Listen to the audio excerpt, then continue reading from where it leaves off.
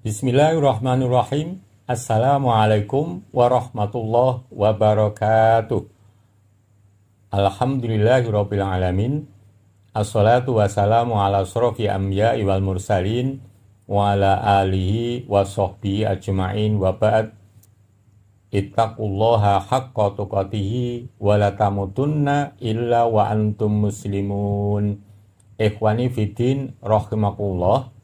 Allah Subhanahu wa Ta'ala telah menciptakan manusia ini dan diberi sesuatu yang diperuntukkan untuk manusia serba berpasangan. Yang misalkan seperti ada yang sakit, ada yang sehat, ada yang taat, ada yang maksiat, ada yang baik, ada yang buruk, dan seterusnya. Di dalam Al-Quran, kata sakit itu diungkapkan dengan marodun atau maridun dan sakomun atau sakimun. Dan keduanya itu tentu ada perbedaan-perbedaan. Dalam kesempatan ini, kami akan mengaturkan penjelasan tentang kata tersebut atau kedua kata tersebut. Namun sebelumnya kami akan mengharturkan lebih terdahulu ayat-ayat yang di dalamnya terdapat kata-kata tersebut, yaitu seperti berikut. Surat As-Saffat 88 hingga 89. A'udzubillahi minasyaitonirrajim. Fanadhara nadratam fin nujum faqala inni sakim. Artinya, lalu ia memandang sekali pandang ke bintang-bintang, kemudian ia berkata, sesungguhnya aku sakit. Penjelasan ayat, lalu Ibrahim memandang sepintas ke bintang-bintang di mana kaumnya memang menyembahnya, seraya memikirkan alasan yang akan disodorkan kepada kaumnya agar tidak berangkat bersama mereka menghadiri hari raya mereka. Saya sakit. Ini adalah ungkapan kias darinya. Maka mereka pun meninggalkannya di belakang mereka. Kata sakim artinya yang sakit, sedangkan penyakit disebut sakom atau sukum. Surat Al-Baqarah 184. Faman kana minkum maridun aw ala safarin fa'iddatun min ayyamin ukhra wa 'alal ladzina yutiqunahu fidyatun ta'amum miskin. Maka barang siapa di antara kamu ada yang sakit atau dalam perjalanan lalu ia berbuka, maka wajiblah baginya berpuasa sebanyak hari yang ditinggalkan itu pada hari-hari yang lain. Dan wajib bagi orang-orang yang berat menjalankannya jika mereka tidak berpuasa membayar fidyah, yaitu memberi makan seorang miskin. Penjelasan ayat, maka barang siapa di antara kalian ada yang sakit dan berpuasa berat baginya atau sedang bepergian jauh, maka dia boleh tidak berpuasa dan dia harus mengganti berpuasa pada hari-hari yang lain sebanyak hari yang dia tinggalkan. Dan bagi orang yang kesulitan untuk berpuasa dan puasa memberatkan mereka dan tidak dapat dijalankan seperti yang dialami oleh lanjut usia, orang sakit yang sulit diharapkan kesembuhannya, maka mereka membayar fidyah setiap hari ia berbuka, diberikan kepada fakir miskin. Kata marid artinya yang sakit, penyakit disebut dengan marad, maksudnya sakit fisik. Ikhwani fiddin rahimakumullah, demikian tadi ayat-ayat yang di dalamnya terdapat kata marid dan sakim yang artinya sakit. Yang keduanya itu dimiliki oleh setiap manusia. Untuk selanjutnya, kami akan mengaturkan surat Al-Baqarah ayat 10 yang di dalamnya terdapat kata marot yang artinya sakit. Dilanjutkan dengan penjelasan tentang kata marid atau marot dan sakim atau sakom atau sukmun, yaitu seperti berikut ini. Surat Al-Baqarah 10. Fi qulubihim maradun fazadahumullahu marada walahum adzabun alimum bima kanu yakdzibun. Artinya dalam hati mereka ada penyakit, lalu ditambah oleh Allah penyakitnya, dan bagi mereka siksa yang pedih disebabkan mereka berdusta. Penjelasan ayat, kelalaian mereka ini karena alat yang dapat mereka gunakan untuk memahami dalam keadaan sakit, sehingga penyakit mereka menyibukkannya dari memahami apa yang bermanfaat bagi mereka, dan hanya condong kepada apa yang dapat menyakiti mereka. Dalam hati mereka terdapat keraguan, kemunafikan, dan kedengkian. Akibatnya mereka diganjar dengan berbagai perbuatan maksiat yang layak mendapat balasan siksa. Dan bagi mereka azab yang pedih akibat kedustaan mereka. Kata marid artinya yang sakit, penyakit disebut dengan marot. Maksudnya dalam Al-Baqarah ayat 10 sakit nafas atau penyakit hati. Penjelasan kata marot dan kata sakom. Penjelasan kata sakom dan kata marot dalam surat As-Saffat 88 hingga 89, surat Al-Baqarah 184 dan surat Al-Baqarah 10. 1. Untuk kata sakom bila berupa sifat menjadi sakim, yang maksudnya adalah sakit fisik atau jasmani, seperti demam, flu, TBC, dan lain sebagainya. 2. Untuk kata marot bila berupa sifat menjadi marid, yang maksudnya adalah penyakit fisik dan bisa penyakit hati atau jiwa.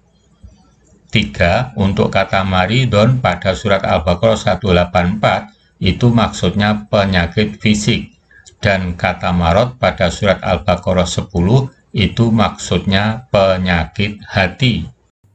Ikhwani fiddin, arsyadakumullah, demikian tadi yang bisa kami aturkan surat Al-Baqarah ayat 10 yang di dalamnya terdapat marot dan penjelasan tentang kata marid dan sakim atau marot dan sakomun atau sukmun.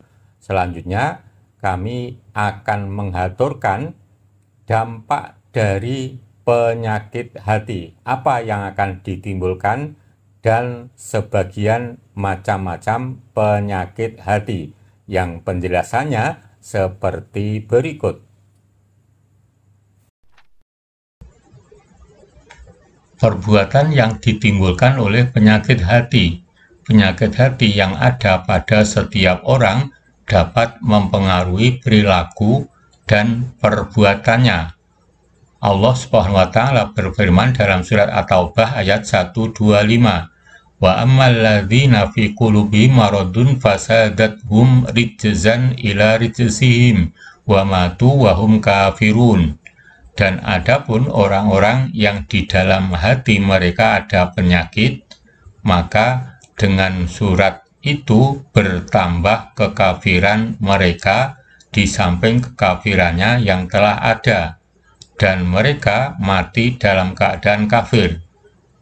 Penjelasan ayat, sedangkan orang-orang yang di dalam hati mereka terdapat kemunafikan dan keraguan-raguan terhadap agama Allah, maka sesungguhnya turunnya surat itu akan menambah kemunafikan dan keraguan-raguan pada mereka dari sebelumnya, dari kemunafikan dan keraguan-raguan yang ada pada mereka, dan binasalah orang-orang tersebut, dan mereka adalah orang-orang yang mengingkari Allah dan ayat-ayatnya.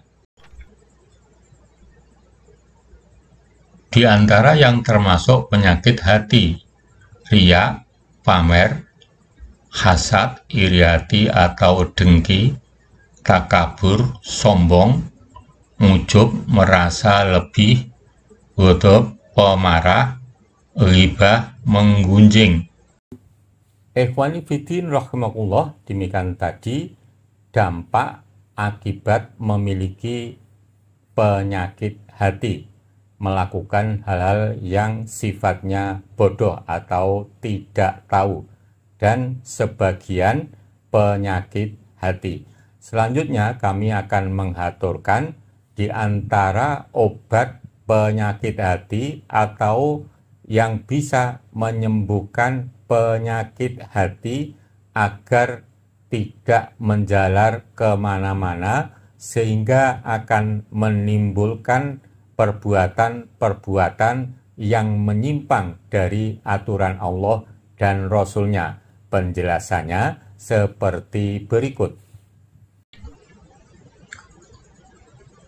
Di antara penyembuh atau obat penyakit hati: 1.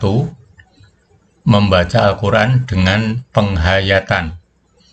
Inna hadil quluba tasda'u kama yasda'ul hadidu idha asobaul ma. Qila, ya Rasulullah wa ma jila'uha? Qala kathratu dzikril maut wa tilawatul Qur'an. Artinya, hati ini berkarat seperti berkaratnya besi jika terkena air. Lalu beliau ditanya, apa pembersihnya? Sabda beliau, banyak mengingat mati dan membaca Al-Quran. Hadis riwayat Tabarani.